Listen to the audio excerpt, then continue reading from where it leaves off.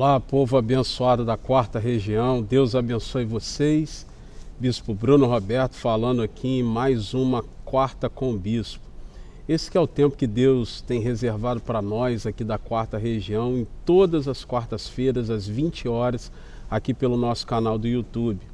Hoje, excepcionalmente, eu não estou em Belo Horizonte, que é a sede da Igreja Metodista da quarta região, também não estou no Espírito Santo.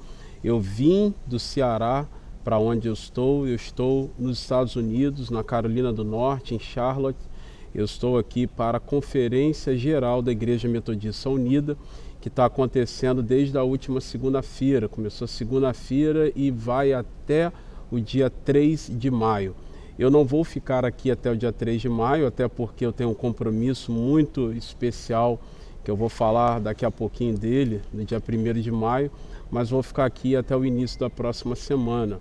Eu estou aqui representando a Igreja Metodista do Brasil, como presidente em exercício do Colégio Episcopal da Igreja Metodista do Brasil. Eu estou aqui como bispo convidado nessa programação. A Igreja Metodista Unida, ela é uma igreja à parte, é uma igreja independente da nossa Igreja Metodista do Brasil. Nós já fomos, mais ligados a nível denominacional, mas essa é uma longa história. Mas a verdade é que desde 1930, desde 2 de setembro de 1930, a Igreja Metodista do Brasil é uma igreja independente. Então eu sei que tem muita gente que acha que nós somos ainda uma única igreja, viram aí as minhas redes sociais ou veem alguns movimentos da Igreja Metodista em outros lugares do mundo e acham que é tudo a mesma igreja. Não é. A Igreja Metodista Unida é um grupo de igrejas dos Estados Unidos, da Europa, da Ásia, da África. É um grupo de várias igrejas ao redor do mundo. E nós, metodistas do Brasil, somos uma igreja independente, onde reúnem as igrejas metodistas do Brasil. Então, desde 2 de setembro de 1930, nós somos uma igreja independente. Acontece que nós temos, historicamente, durante muitos anos, nós desenvolvemos relacionamentos, parcerias missionárias. Então, a Igreja Unida, através dos seus vários departamentos, dos seus órgãos missionários, tem parcerias com a Igreja Metodista do Brasil durante muitos anos. Parcerias que nos abençoam muito. E de vez em quando, em algumas programações, nós nos unimos para prestarmos relatórios ou até mesmo para participarmos juntos em sinal fraterno das nossas parcerias. Então, por exemplo, de forma estranha para muitos brasileiros, e confesso até para mim há pouco tempo atrás, nas leis da Igreja Metodista Unida, no que nós chamamos aí no Brasil de cânones, na lei da Igreja Metodista Unida, eles têm um dispositivo que garante a igrejas parceiras, mesmo não sendo Igreja Metodista Unida, mas igrejas parceiras, terem aqui na sua conferência, no seu concílio geral, terem representações, terem delegados. Então nós, metodistas do Brasil, temos aqui nessa conferência 2 delegados titulares e um delegado reserva, um delegado suplente. O bispo Marcos Garcia, da terceira região, é o nosso delegado clérigo aqui titular, e a irmã Ângela Lockman, membro leigo da Igreja Metodista na 7ª região, é a nossa delegada leiga aqui. E a pastora Luciana Dias, da 8ª região, presidente do Conselho Nacional de Administração da Rede Metodista de Educação, pastora da 8ª região, é a nossa delegada suplente. E eu estou aqui como representante da Igreja Metodista do Brasil, convidado então pelo Conselho de Bispos aqui da Igreja Metodista Unida. Então, por estar assumindo a presidência do Colégio Episcopal de forma interina, enquanto o nosso bispo-presidente, o bispo Adonias, está em tratamento de saúde, eu então fui convidado para estar aqui representando a Igreja do Brasil. Então, só um pouquinho do contexto e da história para você entender por que nós estamos aqui, por que bispos, pastores, leigos metodistas estão aqui, e um pouquinho dessa nossa ação de parceria ecumênica com a Igreja Metodista Unida. Então, devo ficar aqui até o início da próxima semana, se Deus assim desejar e permitir. Aqui onde eu estou agora é o plenário, é o local de cultos e de reuniões também do concílio. Eu vou tentar girar aqui para você ver um pouquinho, né? Esse é o plenário, né? Lá no fundo está o palco. Esse é o plenário de locais de reunião. São 900 delegados titulares, fora o pessoal que está em delegações, como suplentes, fora também aqueles que estão aqui no apoio, no serviço. Metodistas do mundo todo estão aqui, bispos também de vários lugares do mundo estão aqui. E eu me sinto um privilegiado de poder participar desse tempo histórico para a Igreja Unida e também de debates onde eu tenho aprendido muito da palavra de Deus que está sendo pregada e também da forma de ser do concílio da Igreja Unida, que pode muito ajudar a gente aí no Brasil. Mas nós estamos na Quarta com Bispo, e Quarta com Bispo é tempo de reflexão, é tempo da pregação da palavra, é tempo de desafios pastorais, e eu já abro esse tempo com um desafio pastoral para você, um desafio da nossa agenda muito significativo que vai acontecer na próxima semana, no próximo dia 1º de maio, lá em Cariacica, na Igreja Metodista Central de Cariacica, a 2ª Conferência Metodista do Espírito Santo. Falta uma semana para nós estarmos juntos e eu não crio nenhuma possibilidade de não encontrar você que é metodista aí do Espírito Santo, metodista capixaba. Eu não tenho nenhuma expectativa do meu coração de não te encontrar. Pelo contrário, as expectativas são enormes pelo que Deus fez ano passado e pelo que eu sei que Deus pode e quer fazer também esse ano. Então, dia 1º de maio, próxima quarta-feira, feriado nacional, você tem um encontro, você que é metodista aí no Espírito Santo, tem um encontro com todos os demais irmãos e irmãs metodistas capixabas, de 9 da manhã até as 4 da tarde, na Igreja Metodista Central de Cariacica. 2ª Conferência Metodista Capixaba, Conferência do Espírito Santo. Próxima quarta estaremos aí. Agora eu quero rapidamente compartilhar com vocês alguns princípios da Palavra de Deus que estão contidos em Romanos, capítulo 12, versículos 1 e 2. Nem estar aqui no concílio da Igreja Metodista unida aqui nos Estados Unidos, nem isso vai impedir a gente de estar junto na Palavra de Deus, que diz assim: rogo-vos, pois, irmãos, pela compaixão de Deus, que apresenteis os vossos corpos em sacrifício vivo, santo e agradável a Deus, que é o vosso culto racional. E não sedes conformados com esse mundo, mas sede transformados pela renovação do vosso entendimento, para que experimenteis qual seja a boa, agradável e perfeita vontade de Deus. Boa, agradável e perfeita vontade de Deus. Esse texto fala de forma muito significativa no meu coração, porque ele deixa claro para mim que existe sim da parte de Deus uma vontade que ele tem de expressar suas intenções comigo e para mim. Existe a vontade de Deus. Tem muita gente que fala assim: mas eu não sei qual é a vontade de Deus para mim. Eu entendo que entender a vontade de Deus não é algo muito natural. Você vai precisar cumprir algumas etapas.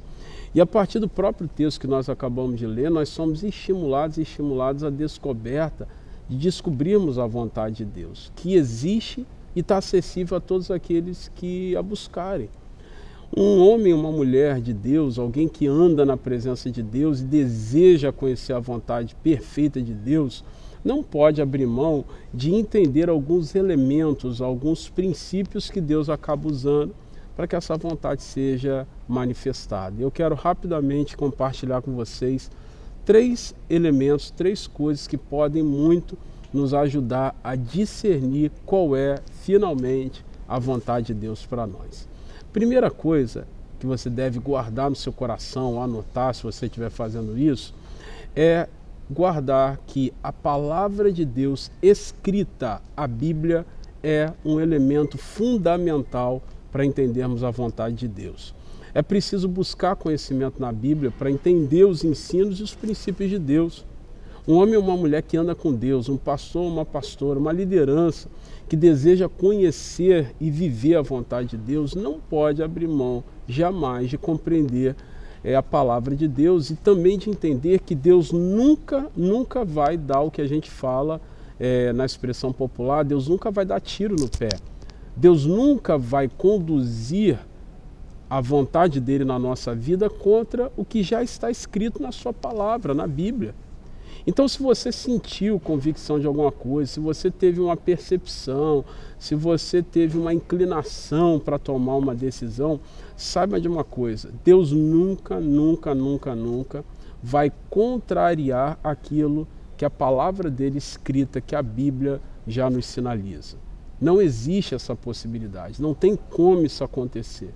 Não tem como Deus te revelar alguma coisa que contraria aquilo que ele já escreveu, aquilo que ele já inspirou homens e mulheres a escreverem.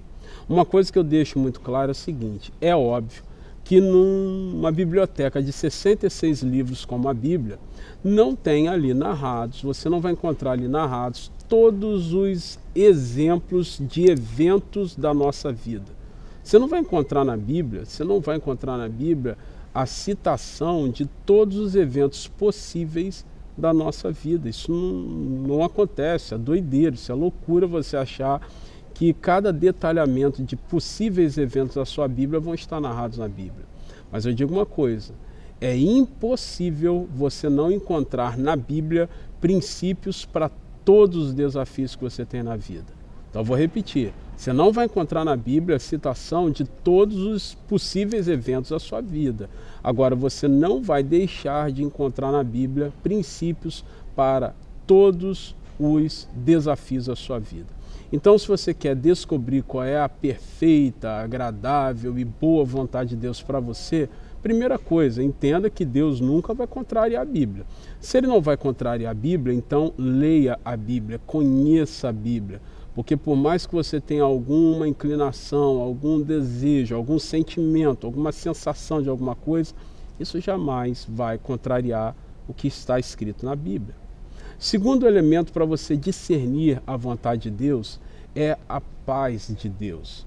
A paz de Deus é o que a Bíblia fala, que é uma percepção da parte de Deus, é algo produzido de Deus na nossa alma que vai além do nosso entendimento. A Bíblia diz que a paz de Deus excede todo entendimento humano. E a Bíblia também diz que a paz de Deus é o árbitro, ou deve ser o árbitro, deve ser quem arbitra as coisas dentro do nosso coração. A paz de Deus é uma convicção, é uma sensação indescritível de bem-estar que não depende das circunstâncias. E é por isso que não tem explicação lógica. É por isso que a Bíblia diz que vai além, que excede a compreensão humana.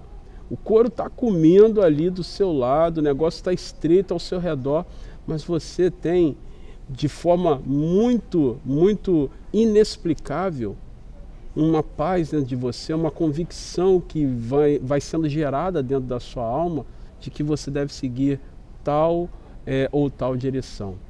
Deus quer que nós tenhamos paz em todas as situações e decisões. Se a paz de Deus não se impõe dentro de você, se essa tranquilidade na sua alma, se essa ação de bem-estar absurda e contraditória não se impuser dentro de você, é sinal de que algo não é da vontade de Deus para você. A lógica toda está te direcionando para uma coisa. As vozes da sua alma ou pessoas ao seu redor estão te indicando para fazer algo. Mas aí vem essa tranquilidade na alma, vem essa percepção espiritual que você não ensina, que você não explica, que você não consegue verbalizar ou exprimir. Essa paz de Deus vem e direciona você a uma outra decisão. Se a paz de Deus não se impõe, é sinal de que algo então não é da vontade perfeita de Deus. A paz de Cristo deve ser um juiz no nosso coração, como a Bíblia fala, é o árbitro do nosso coração. E o juiz, ele só existe, o árbitro só existe para decidir questões que são contraditórias, confusas.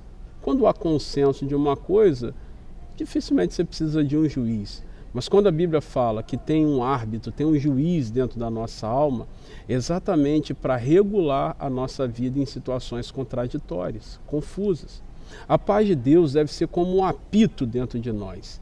Se o apito soa, então para tudo que você está fazendo e busca saber em qual direção aquele apito está soando para você correr para lá. Onde que você errou, o que aconteceu, o que deve ser mudado, o que você deve fazer, o que você deve deixar de fazer, se você deve ir ou não. Então a paz de Deus é o segundo elemento depois da Bíblia, depois da palavra de Deus escrita, que você deve buscar, que você deve ter o discernimento, que você deve buscar entender para saber qual é a vontade de Deus. Por último, em terceiro lugar, eu também vejo claramente no relacionamento de Deus com o ser humano um outro princípio que nos ajuda muito a entender qual é a vontade de Deus para nós. Primeiro, para a gente não esquecer, Bíblia, palavra de Deus escrita. Não adianta você achar que eu senti alguma coisa, bispo, eu estou ouvindo meus amigos me falarem uma coisa, meu coração está inclinado para uma coisa. Se contraria a Bíblia, então sai fora. Segundo, a paz de Deus, que é essa percepção, essa sensação absurda de indicação e de inclinação do Espírito Santo na nossa alma, que muitas vezes contraria até a lógica. Por isso que a Bíblia fala que a paz de Deus excede todo entendimento. Em terceiro lugar, para você entender qual é a perfeita, boa e agradável vontade de Deus, você precisa estar ligado, precisa estar atento, atenta também às circunstâncias. Há pessoas que decidem as coisas com base nas suas crendices pessoais, populares, ou simplesmente na experiência do outro. Na vida do outro deu certo, então é uma receitinha de bolo, vou cair para dentro. Nós devemos observar as circunstâncias, pois Deus, Ele sempre vai atuar em nosso dia a dia de maneiras variadas. Deus sempre vai atuar de formas diversas. Você precisa estar ligado para entender a forma como Deus está trabalhando ao seu redor. A Bíblia fala que certa vez Jacó dormiu no deserto e quando ele acordou, ele fez a seguinte declaração depois de ter um sonho da revelação de Deus. Jacó diz o seguinte: verdadeiramente Deus estava nesse lugar e eu é quem não sabia disso. Eu é que não tinha percebido que Deus estava aqui. Ou seja, Deus está sempre atuando, Deus está sempre fazendo. E a gente precisa estar ligado nas circunstâncias para entender como que através das circunstâncias Deus vai sinalizando caminhos para nós. Se essa não é a sua prática de vida, então eu desafio você a decidir nesse tempo em que nós estamos aqui refletindo sobre a palavra de Deus, em não abrir mão da vontade de Deus. E a sensibilidade espiritual que é conquistada no relacionamento íntimo com Deus, em caminhada com Deus, em andar com Deus, vai te auxiliar a perceber quando as circunstâncias são ou não ponte para você conhecer a vontade de Deus. Essa intimidade com Deus vai te dar a percepção, a sensibilidade de você perceber quando que uma circunstância está te puxando para você perceber que através daquela situação Deus está querendo falar contigo. Para você identificar as circunstâncias como elementos da vontade de Deus, você precisa ter muita intimidade com Ele. Intimidade com Deus é igual relacionamento pessoal mesmo. Com seus amigos, com a sua esposa, seu esposo, seus pais, filhos, você conhece só pelo olhar. Você conhece só pelo olhar, você sabe quando seu pai não está gostando, quando sua esposa está querendo muito uma coisa, quando seus filhos estão tristes. Você percebe as circunstâncias porque você tem intimidade com eles. Se você tiver intimidade com Deus, você também vai conseguir perceber, através das circunstâncias, manifestações e respostas de Deus para os desafios da sua vida. Não importa o preço que você tenha a pagar ou a disciplina que a gente vai ter que exercitar. A vontade de Deus, a vontade perfeita de Deus para nós é a melhor coisa que nós podemos ter na vida. É o melhor lugar, o melhor jeito de viver é sempre no centro da vontade de Deus. Sempre no centro da vontade de Deus. E é quando a gente percebe como Ele se revela em cada situação da nossa vida, quando Ele faz as coisas do seu próprio jeito.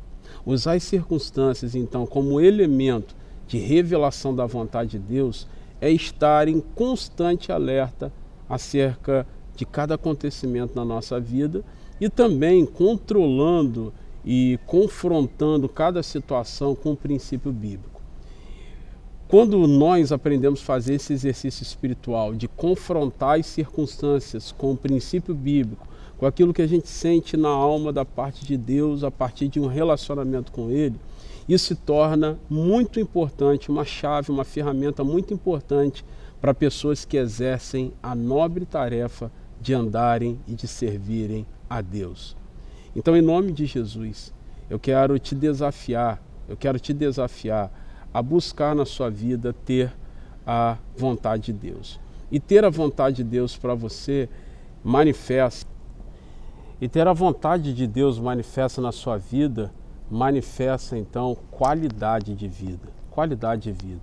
Saber o que Deus quer fazer, aonde que Ele quer nos levar, o que Ele quer que a gente entenda, é qualidade de vida.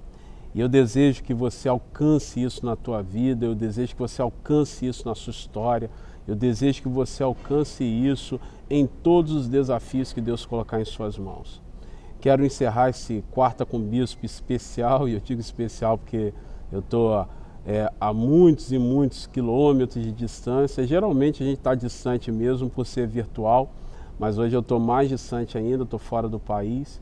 Ore pela Igreja Metodista Unida, antes de criticar a partir do que você tem visto e ouvido, ore a Deus, é a nossa igreja mãe, ore a Deus por ela, para que as decisões que eles tomarem aqui possam refletir a vontade de Deus para essa denominação. E como eu tenho respondido para muita gente, né? Muita gente tem me perguntado, bispo, a Igreja Metodista Unida decidiu isso, a Igreja Metodista Unida faz aquilo, como é que vai ser a posição da Igreja Metodista do Brasil? Eu até postei isso ontem no Instagram dizendo o seguinte: nós somos gratos a Deus por tudo que vivemos em parceria com a Igreja Metodista Unida até aqui, e dependendo das decisões que eles vierem a tomar e das oficializações dessas posturas, a Igreja Metodista no Brasil vai sentar e, como faz com todos os outros grupos, vai avaliar se deseja manter ou não parcerias. Então, não tem qualquer associação com o que a Igreja Metodista faz ou deixa de fazer. Se em algum momento a Igreja Metodista no Brasil, a qual eu como bispo sou um dos representantes, mas nós temos um concílio geral que é formado paritariamente entre membros leigos e membros clérigos, se em algum momento o concílio geral decidir pela desvinculação de parceria com um ou outro parceiro ecumênico que nós temos, como já aconteceu no passado, vai ser uma decisão da igreja. Eu só não vou adiantar aqui a minha posição sobre isso. Por quê? Porque primeiro eles não estão aqui discutindo. Tudo que aconteceu até então, com alguns rachas e divisões da Igreja Metodista Unida, foram resultados de posturas de quem quis sair, mas não foi resultado de uma decisão conciliar, né, de algo formalizado. Eles estão aqui para isso. Esse concílio foi adiado desde 2020, há 4 anos esse concílio estava sendo esperado. Nesses 4 anos muitas coisas aconteceram na prática, mas a decisão está aqui. E o que eles decidirem, a Igreja Brasileira, reunida no tempo oportuno, vai decidir. Nós vamos sempre acatar e emitir a nossa opinião, sempre. Tá bom? Mas fique em paz, não há qualquer vinculação das denominações, nós só somos parceiros em algumas áreas da missão, e se em algum momento alguma coisa for decidida oficialmente pela Igreja Metodista Unida que embaraçar, que constranger, que contrariar o que a Igreja Metodista do Brasil pensa e acredita, nós vamos sentar, discutir e tomar as nossas decisões, tá bom? Desejo que Deus te abençoe, ore por mim, ore por essa viagem, ore pela Igreja Unida, ore pelo segundo encontro, segunda conferência dos Metodistas do Espírito Santo na próxima quarta-feira em Cariacica. Espero ver você lá. Fique na paz. Deus te abençoe muitíssimo.